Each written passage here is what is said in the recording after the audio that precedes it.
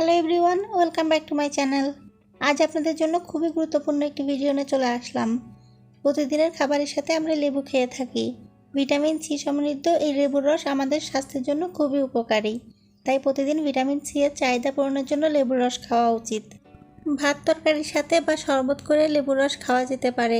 তবে আজ লেবুর রস নিয়ে আমি আপনাদেরকে কোনো টিপস দিব না। টিপস দিব লেবুর যে অংশটি আমরা সাধারণত ফেলে দিই, অর্থাৎ লেবুর যে খোসা, সেই খোসা নিয়ে। আমার আজকের ভিডিওটি দেখার পরে আশা করি আপনারা আর লেবুর খোসা ফেলে দিবেন না। সংসারের খুবই কাজের কয়েকটি জিনিস তৈরি করা যায় এই লেবুর খোসা দিয়ে। তার মধ্যে একটি জিনিস তৈরি করা আপনাদেরকে দেখিয়ে দিব। আশা করি এই লেবুর খোসা দিয়ে আমি যে জিনিসটি তৈরি করব তা আপনাদের ভালো লাগবে এবং আপনারাও একইভাবে তৈরি করবেন। তো এখন আমি আপনাদেরকে এই লেবুর খোসা দিয়ে যে মূল্যবান জিনিসটি তৈরি করব তা দেখিয়ে দিব। তার আগে একটু বলে নিই, অবশ্যই যদি এই লেবুর খোসা দিয়ে তৈরি করা জিনিসটা আপনাদের ভালো লেগে থাকে তাহলে আমার চ্যানেলটি সাবস্ক্রাইব করে দিবেন, ভিডিওটি লাইক করবেন এবং অবশ্যই শেয়ার করে দিবেন। এখন দেখুন লেবুর খোসা দিয়ে যে মূল্যবান জিনিসটি তৈরি করব তার জন্য এখানে আমি একটি প্রেসার কুকার নিয়ে নিয়েছি।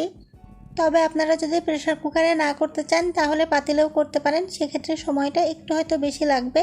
তবে আমার মনে হয় প্রেসার কুকার থাকলে প্রেসার কুকারে করাই ভালো। তো দেখুন আমি প্রেসার কুকারের ভেতরে এখন যে লেবুর খোসাগুলো ছিল সেই লেবুর খোসাগুলো আমি দিয়ে নিয়েছি। আর আপনাদেরকে বলে দিই এখানে 4টা লেবুর খোসা আছে। তবে যদি আপনাদের কাছে লেবুর খোসা আরও বেশি থাকে তাহলে বেশি দিয়ে একবারে করে নিতে পারেন, আর যদি লেবুর খোসা কম থাকে তাহলে কিন্তু জমিয়ে তারপরে করতে পারেন। এখন দেখুন প্রেসার কুকারের ভিতরে আমি পানি দিয়ে দিচ্ছি। এখানে আমি হাফ লিটার পানি দিয়ে দিচ্ছি, অর্থাৎ 500 মিলি পানি দিচ্ছি। আর এই পানির সাথে কিন্তু আমি আরও একটি উপাদান অ্যাড করে দিব, আপনাদেরকে দেখিয়ে দিচ্ছি কোন উপাদানটি আমি দিচ্ছি। আর এই দুটো উপাদানই কিন্তু অবশ্যই দিতে হবে। দেখুন আমি নিয়ে নিয়েছি লবণ। এই লেবুর খোসার সাথে এখন আমি এই লবণ অ্যাড করে দিব, আর লবণের পরিমাণটা একটু বেশি দিতে হবে। এখানে আমি 2 চা চামচ পরিমাণ লবণ দিয়ে দিব।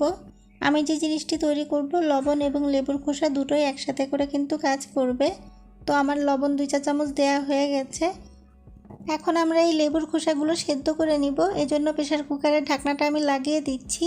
আর ঢাকনা লাগানোর পরে আমি চুলার উপর দিয়ে দিব আর 2টা সিটি বা 2টা হুইসেল দিয়ে নিব। আর আপনারা যদি নর্মাল পাতিলে করেন তাহলে লেবুর খোসাগুলো সেদ্ধ হওয়া পর্যন্ত জাল দিয়ে নেবেন। আমি প্রেসার কুকারটি চুলার উপর দিয়ে নিচ্ছি। ঠিক 2টা হুইসেল দেওয়ার পরে আমি প্রেসার কুকারটি চুলা থেকে নামিয়ে নিয়েছি। এখন আপনাদেরকে দেখিয়ে দিই, দেখুন লেবুর খোসাগুলো একদমই সেদ্ধ হয়ে গেছে। ঠিক এভাবে করে কিন্তু সেদ্ধ করে নিতে হবে। আর এরপরে কি করতে হবে আমি আপনাদেরকে একে একে দেখিয়ে দিচ্ছি, একটু মনোযোগ সহকারে দেখবেন, তাহলে আপনারা বুঝতে পারবেন যে আমি কি তৈরি করতে যাচ্ছি। সেদ্ধ করা লেবুর খোসা এবং যে পানিতে আমি সেদ্ধ করেছিলাম সেই পানি ঠান্ডা হয়ে যাওয়ার পরে আমি একটি পাত্রে ঢেলে নিয়েছি। আর আপনাদেরকে দেখিয়ে দিচ্ছি এই লেবুর খোসাগুলো কিন্তু একদমই সেদ্ধ হয়ে গেছে, অর্থাৎ আপনারা কিন্তু খুব ভালোভাবে সেদ্ধ করে নেবেন।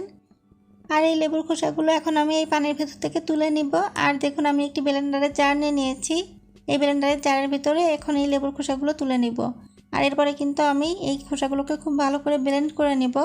তবে এই যে এক্সট্রা পানিটা দেখছেন এই পানিটা কিন্তু আমরা ফেলবো না, শুধু যে খোসাগুলো আছে এই খোসাগুলোই কিন্তু আমরা তুলে নিচ্ছি। আর পানিটা আমরা রেখে দিব, পরবর্তীতে আমাদের কাজে লাগাবো। আর একটু আপনাদেরকে বলে রাখি, এই জিনিসটা তৈরি করার সময় যখন আমরা লেবুর খোসাগুলো ব্লেন্ড করব তখন কিন্তু আমরা নর্মাল পানি বা ফুটন্ত পানি ছাড়া যে পানিটা সেই পানি কিন্তু ব্যবহার করব না, কারণ দেখা যাবে যে তাহলে জিনিসটা খুব দ্রুত নষ্ট হয়ে যাবে। তাই অবশ্যই যে লেবুর এক্সট্রা পানিটা আছে আমরা যে ফুটিয়ে নিয়েছিলাম সেই পানিটা দিয়ে ব্লেন্ড করতে হবে।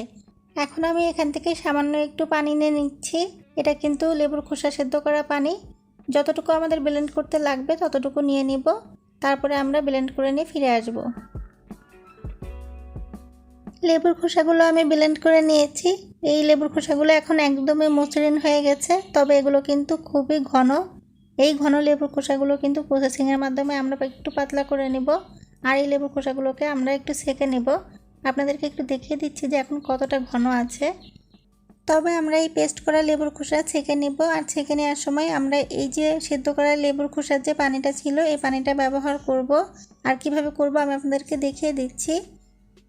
দেখুন একটি ছাঁকনি নিয়ে নিয়েছি আমি, আর ছাঁকনির ভিতরে আমি অল্প অল্প করে লেবুর খোসার যে পেস্ট সেই পেস্ট দিয়ে নিচ্ছি। একবারে পুরোটা দিচ্ছি না, অল্প অল্প করে দিচ্ছি।